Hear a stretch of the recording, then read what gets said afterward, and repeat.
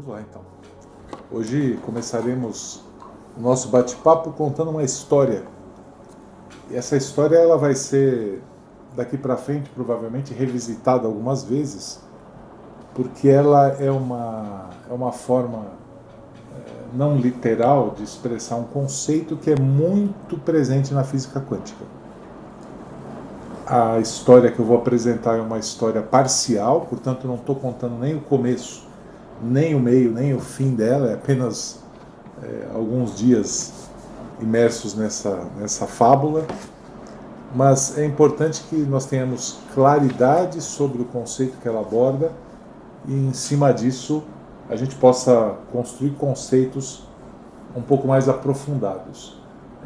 Não dá para falar que ela é um divisor de águas, mas de uma certa forma, a partir de agora, o nosso raciocínio vai ser mais requisitado do que antes. Uma história bonita, né? Muito simples, de uma casa que eu tenho no campo.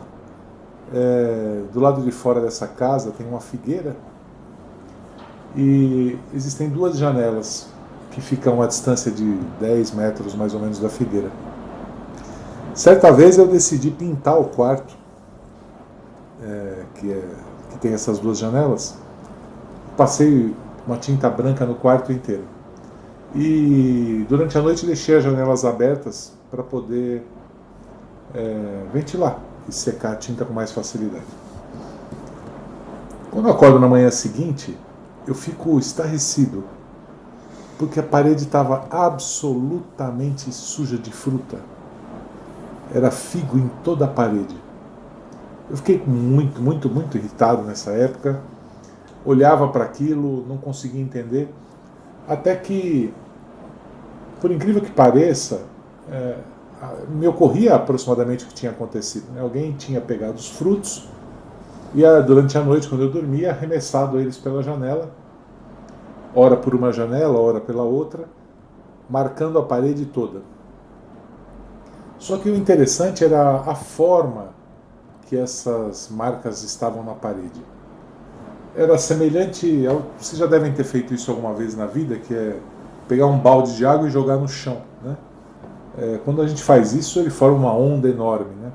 E se você faz o mesmo movimento, por exemplo, num corredor pequeno, quando essa água ela é arremessada no corredor, ela vai se tocando nas paredes desse pequeno corredor e vai retornando para o centro. Então ela vai formando como se fosse uma rede, né? São pequenos picos de onda que vão caminhando para frente. O interessante é que as marcas na parede me lembravam muito esse movimento, com linhas muito bem marcadas, por onde os figos haviam sido provavelmente arremessados e batidos. Só que não dava para o camarada, ainda mais à noite, que estava me intrigando, como é que ele conseguiu marcar com tanta precisão na parede e de uma forma tão exata aquelas marcas. Não teve outra solução, pintei a casa, na noite seguinte deixei as janelas abertas, mas resolvi ficar atento. Vai que ele arremessa de novo os figos pela janela. E sequer sabia quem era. Acabei adormecendo, quando acordo no dia seguinte, as marcas estão todas na janela. Isso aconteceu a segunda noite, aconteceu a terceira noite, aconteceu a quarta noite. E aí nesse ponto eu já nem me perguntava muito quem era o cara que estava fazendo isso, porque realmente era quase uma obra de arte na parede. O ponto é como é que ele conseguia fazer isso. Então eu decidi adotar uma política diferente. Eu pintei rapidamente a parede de branco e durante a noite eu montei uma vigília, só que eu fiquei dentro do quarto e olhando para a parede. Sentei-me de costas para as janelas, apoiado inteiramente nelas, na parede que a sustenta, e fiquei olhando para a parede. E, para minha surpresa, por volta de 10 e meia da noite, eu comecei a ouvir um barulho. Eu notei que os figos começaram a ser arremessados pela janela. Só que, diferente das noites anteriores, os figos eram arremessados e eles faziam duas marcas na parede. Porque afinal de contas, eu tinha duas janelas. Então, ora o figo entrava pelo lado direito, ora o figo entrava pelo lado esquerdo. Então ele ia deixando duas listas na parede muito bem marcadas. Aquele ataque selvagem, né, terminou depois de uns 10, 15 minutos, e aí eu tinha na minha parede 2 marcas muito bem delimitadas, longe daquilo que tinha acontecido nas noites anteriores. Pintei uma vez mais a parede, no dia seguinte abandonei, falei, não vai acontecer mais nada, acho que já foi tudo que tinha para ser. Quando acordei e fui ver, as marcas de novo estavam na parede, porém marcava-se como se fossem várias ondas diferentes, e não 2 marcas como eu tinha visto na vez anterior. Essa é uma história simples, mas ela é uma representação de um exercício, de um experimento chamado experimento da dupla fenda. E agora a gente vai começar a tentar remontar fisicamente, ou de uma maneira um pouco mais científica, exatamente o conceito. Mas guarda esse conceito do que me aconteceu, pelo menos nessa primeira parte, para a gente poder avançar com ele. Então, a gente alegoricamente está trazendo esse tipo de história, né, para a gente entrar, antes de entrar no próximo tema, que era o colapso da função de onda, a gente precisaria estudar algumas coisas que aconteceram nesse estudo, né, porque na verdade os físicos foram passo a passo construindo um conhecimento, né? Eles não chegaram ao momento atual de entendimento da física quântica assim num salto quântico, né? Isso foi construído gradativamente. Então, veja que esse experimento da fenda dupla, ele foi realizado em 1801, muito antes, né, do descobrimento da mecânica quântica ou da aceitação da mecânica quântica. Né? Esse experimento foi feito por um físico inglês chamado Thomas Young, em 1801. E ele, na época, não tinha a menor ideia do porquê que os resultados estavam acontecendo. Né? O que ele fez? Ele colocou uma chapa com uma fenda e atrás uma parede. Sim. E ele colocou um canhão, né, que conseguiria disparar um fóton em direção a atravessar a fenda para ver o que acontecia, né, na parede atrás. Então ele fez esse experimento de disparar, né, e tal qual ele estava pensando, ficou realmente uma marca. A cada fóton que ele disparava, ele passava pela fenda e ficava uma marca na parede, né? De tal forma que foi disparando muitos fótons, né? E ficou uma linha, né? Que seria o desenho da fenda atrás, na parede. Então, bacana, né? Legal.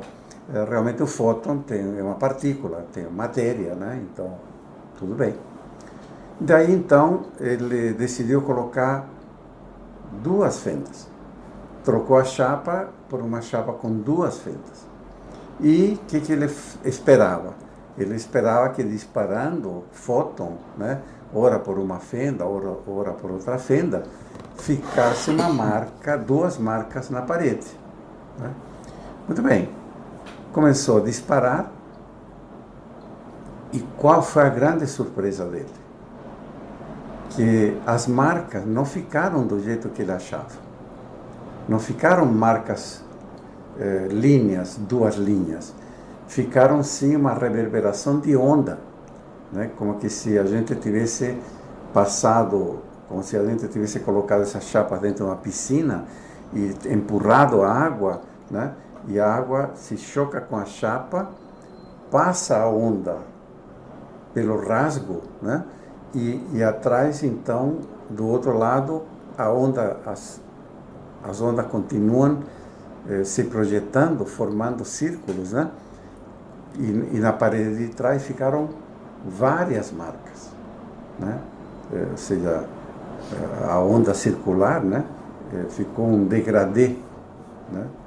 E absolutamente ele não entendia o porquê que isso teria acontecido, né? Naquela época não havia os conhecimentos que tem hoje da física quântica. Então, realmente ficou aí uma situação inexplicável, né? Que aconteceu, né? Isso muito mais tarde, né? Quando se descobre o princípio da complementaridade, por exemplo, que se entende que a partícula ela vive em dois mundos, né? Ela tem um lado que é energia, que é onda, que a gente já estudou isso, já falamos disso, né? Que é uma onda de energia, não é uma energia eletromagnética, é uma onda de energia, né? E tem o lado partícula. Mas naquela época, que fenômeno era esse que, se ele disparou um fóton, teoricamente teria que ter feito duas marcas e não fez isso. Muitos anos se passaram para poder entender isso, né? Em 1926, né, que começou a mecânica quântica, começou a realmente a fazer mais sentido, e que as explicações realmente vieram, né? Mas a gente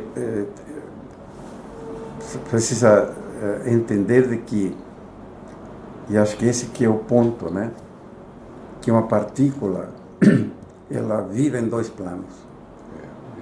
Ela vive num plano energético, né? Ela vive num plano de energia e num plano matéria, né? Que é o que a gente fala, nós vivemos em dois planos. Nós, seres humanos, temos nosso lado consciência, nosso lado absolutamente metafísico e o lado matéria. Nós vivemos em dois planos, igual que uma partícula, né? Até pelo princípio da simetria, a gente se assemelha muito a uma partícula. E tudo que estamos estudando, né, estamos vendo de que a física quântica, através das explicações do mundo micro, a gente está encontrando que tem uma semelhança enorme com o mundo macro, né? Então, assim, coisas que estão se acontecendo, leis, né, leis físicas, que regem esse mundo micro, também regem nosso mundo. Até pelo princípio da similaridade, né? Você tem conceitos que... A gente já tinha estudado isso também quando falou do Hermes Trismegisto, né? O Kybalion também, né? O que está em cima é como o que está embaixo. O que está no micro existe a mesma similaridade com o que existe no macro, né? Isso é importante ser frisado porque o conceito de que tudo que é sólido tem um contraponto energético e tudo que é energético tem um contraponto, ou tem a probabilidade de se tornar um contraponto sólido, né? A partícula, nesse exemplo utilizado, é interessante porque tem horas que ela vai se comportar como uma partícula e em outros momentos ela vai se comportar como uma onda. Então, alguma coisa aconteceu, e isso é um ponto que daqui para frente a gente vai começar a explorar com um pouco mais de profundidade, que é o que aconteceu para que essa onda se tornasse uma partícula. E outras vezes, por que é que a partícula às vezes se torna uma onda? No fundo, se a gente pensar de uma maneira talvez metafísica, mas se a gente falasse do espírito, né? Por que às vezes eu sou espírito e às vezes eu estou aqui, nesse padrão de vibração mais denso? Né? E será que quando eu deixo desse padrão mais denso eu volto a ser espírito? Será que a partícula, quando ela deixa de ser partícula, ela se transforma de novo numa onda? E será que essa onda de novo se vai se transformar numa partícula? Então esse jogo ele é importante porque ele abre uma porta não só para a explicação da física, que na minha opinião a grande importância do estudo da física quântica não é se tornar físico, é poder entender o mundo que nos cerca com uma ótica um pouco mais apurada, né, com um grau de raciocínio talvez um pouco mais evoluído. De uma forma geral, quando eu li esse conceito a primeira vez, eu tinha uma explicação clara para mim do que era a reencarnação. Muito Perfeito, claro. Muito claro.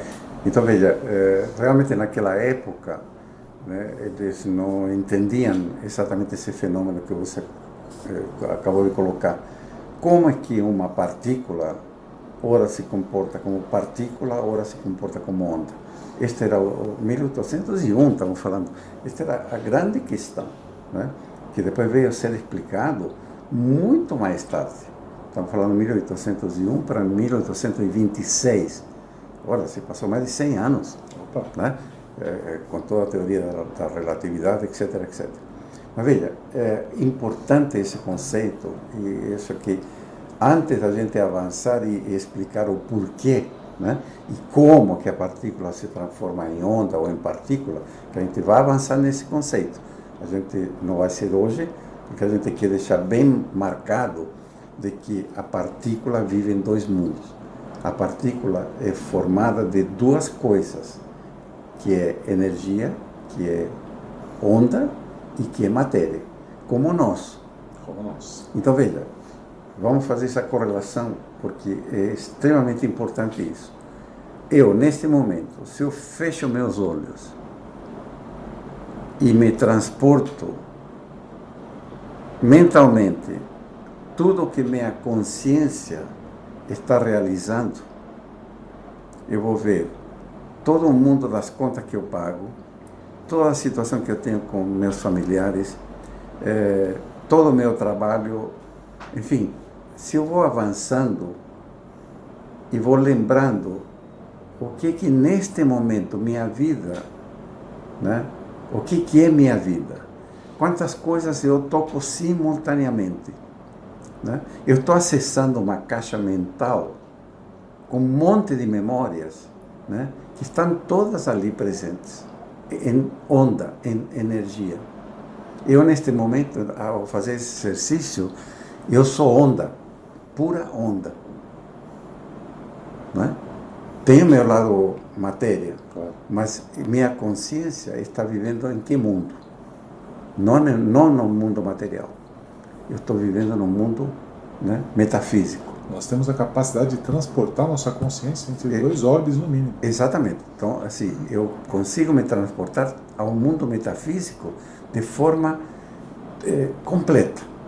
Como eu volto e continuo trabalhando, dirigindo um carro, estou totalmente dentro do mundo físico. Né? Então, assim, igual que uma partícula.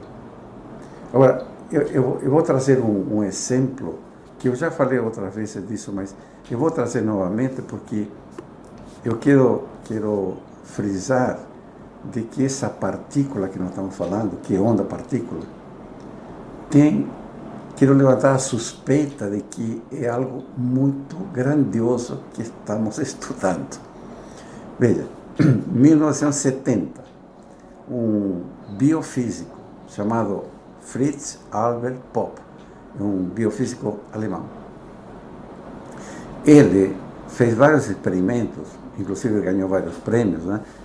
Um prêmio maravilhoso de Max Planck, né? Em 1970, porque ele estudou e fez vários experimentos sobre partículas de luz, né? E ele ele prova que a partícula de luz, um fóton, partícula de energia, além de ser isso, ele carrega informação.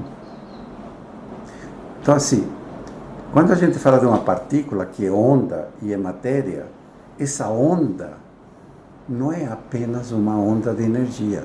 Claro. Ele tem um universo, ele representa um universo.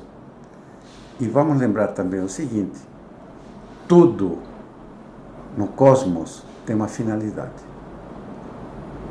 Tudo. Essa partícula, ela também tem uma finalidade. E essa informação está no lado onda dela. Assim como nós também temos uma finalidade na vida, né?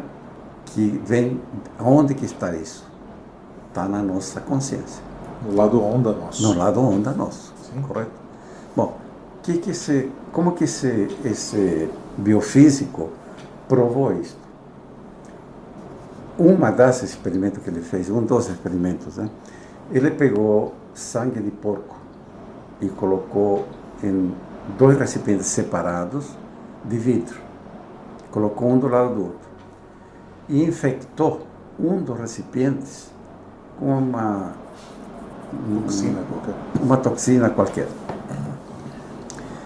E começou a fazer exames de que esse sangue com seus anticorpos, começou a desenvolver anticorpos contra essa toxina.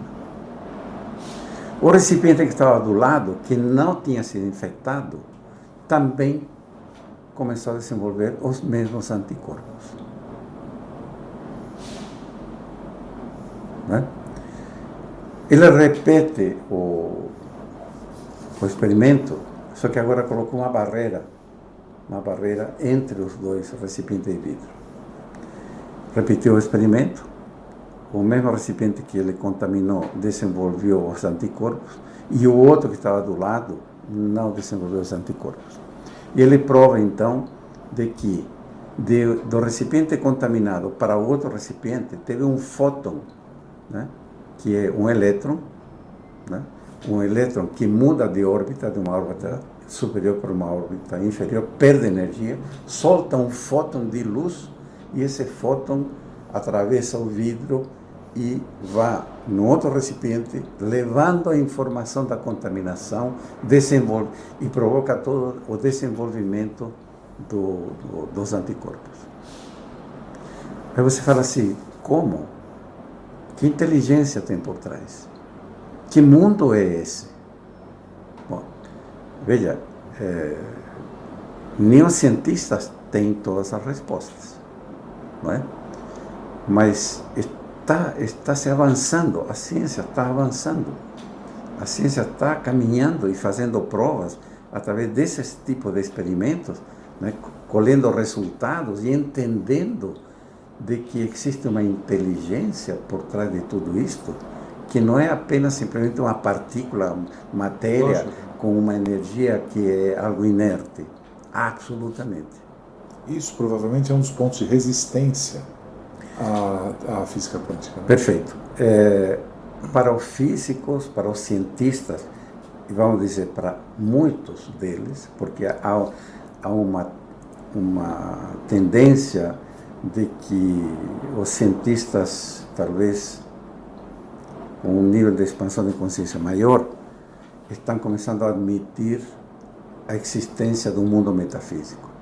Tem muito físico quântico que já aceita a existência do mundo metafísico, ou seja, do mundo espiritual, embora não entendam ainda totalmente, mas esse lado onda da partícula está obrigando tacitamente a reconhecer que existe esse mundo.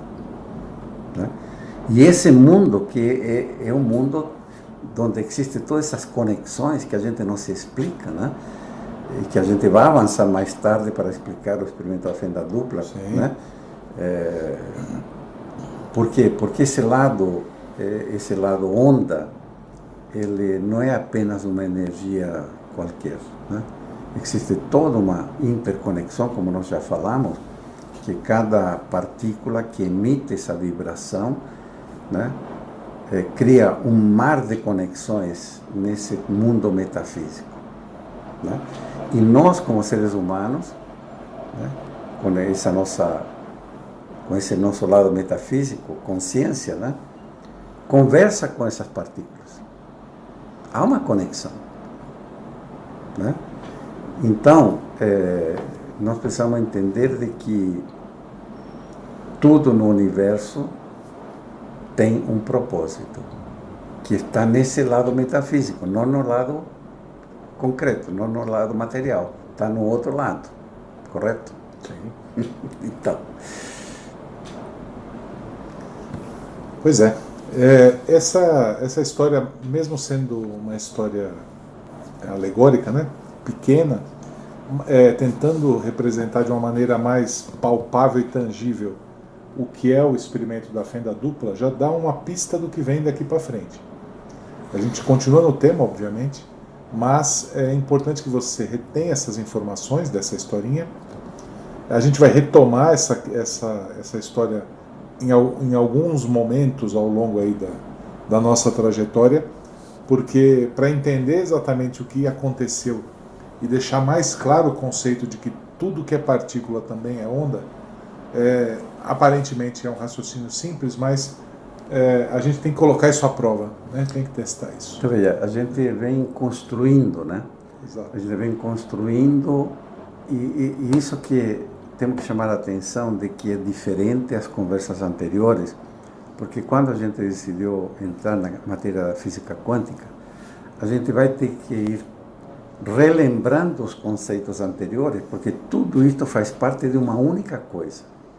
É como você começar a palpar um elefante, né? De olho fechado. Então você está palpando a pata, falando, isso aqui é a pata, olha, isso aqui é a tromba, isso aqui é o nariz, né? E assim por diante. Nós estamos indo passo a passo. Então veja, nós começamos falando do princípio da simetria, né? Onde a gente estudou que as leis no mundo das partículas, nesse mundo micro, as leis funcionam exatamente igual para esse mundo como para o mundo macro. Lembra? A gente já falou sobre isso.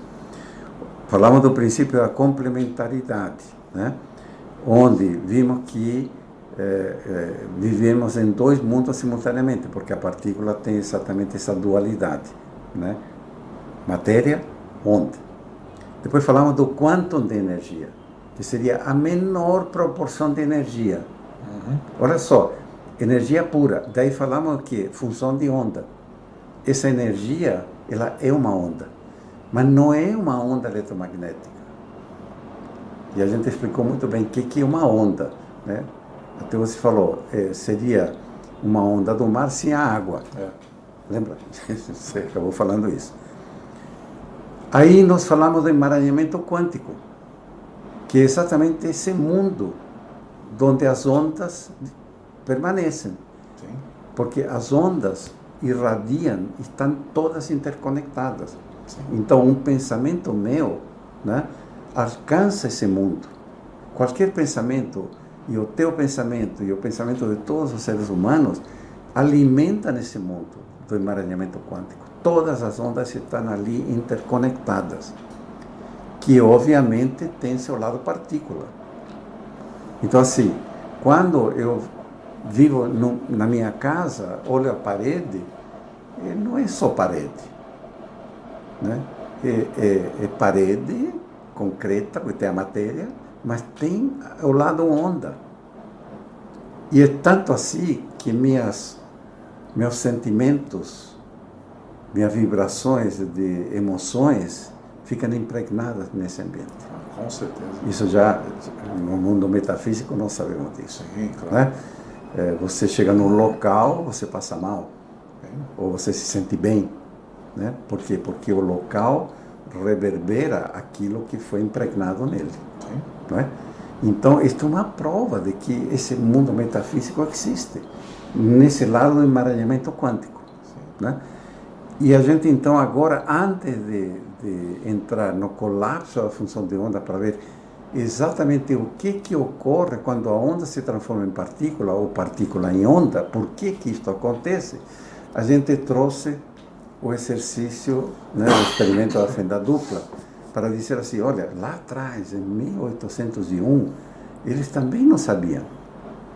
Viram o fenômeno, fizeram o exercício, se depararam com este fenômeno de que ora é onda, ora é energia, ora é onda, ora é partícula, né? Sem saber o porquê. Mas são provas, estamos falando de cientistas, não estamos falando de gente teórica, gente que está viajando na maionese. É gente que faz essas provas científicas. Existe uma prova científica de que nosso mundo, que achamos que é matéria, ele é composto de um lado, né, que é metafísico, e um lado físico. Né? E mais tarde nós vamos entrar em outros conceitos mais avançados, né, que seria o princípio antrópico forte, por exemplo, né, que a gente, só dando um flash, o princípio antrópico forte dentro da física quântica, os físicos sabem que o universo foi construído por uma consciência. Foi provado matematicamente de que esse universo que nos circunda não foi uma obra ao acaso. É uma ordenação. Uma ordenação, né? Há uma ordenação consciencial por trás. Né? Então, quando a gente olha esse mundo, essa partícula essa partícula também tem uma consciência. E é por aí que é por aí que se explica este fenômeno, este experimento da fenda dupla. Tá? Eu diria que talvez para nosso próximo encontro, que vale a pena fazer, é voltar um pouquinho no começo do áudio, nessa história, e perceber que, e eu não vou falar o que é, basta ouvir de novo, o que mudou na parede. Né? Primeiro haviam marcas como se fosse uma onda, depois marcas como se fosse uma partícula. Entre um dia e outro, o que mudou? Alguma coisa mudou para que houvesse uma modificação entre o formato partícula e o formato onda. Talvez seja uma pista do que a gente vai começar a abordar. Que é exatamente a explicação que os cientistas encontraram, né, que comanda isso. Exato. Né? O que comanda que hora é onda e hora é partícula? Os cientistas já provaram isso, né, que a gente vai colocar um pouco mais para frente, porque é importante que a gente durma com este conceito, né? Vá criando um entendimento, vá criando uma curiosidade, para depois dizer, puxa vida, olha esse contexto, né? Que é muito mais amplo do que em 1801, né? Não sabia o que era. Né? Isso tem que ser muito íntimo, né? Que se não for íntimo, você não consegue articular ele na sua cabeça. Né? Isso tem que ser prático. E não há como olhar para uma coisa sem ter essa... Eu diria que boa parte de quem nos ouve é um buscador. Né? Não, é claro que durante o dia a gente se afasta de conceitos, muitas vezes, óbvio, pelas atribulações do dia. Mas em boa parte do que acontece na nossa vida, não há como dissociar o plano espiritual do plano físico. A gente evita usar alguns conceitos para não ficar taxativo e marcado, né? Mas não há como. Né? A compreensão plena da situação, ou mais próxima, ou mais completa, a gente vai obter quando tiver um olhar para o lado espiritual. Né? O plano físico ele é newtoniano, cartesiano, linear. Ele não dá a profundidade do que está acontecendo naquele momento. Né? É a superfície do lago, né? Não dá para ver o que tem dentro, né? Exatamente. Agora, quando a gente entra no mundo metafísico, ou nesse micro mundo de partículas, né, a gente começa a encontrar outro tipo de explicação e a mergulhar exatamente nessa profundidade do mar. É isso aí, vamos mais fundo. Vamos.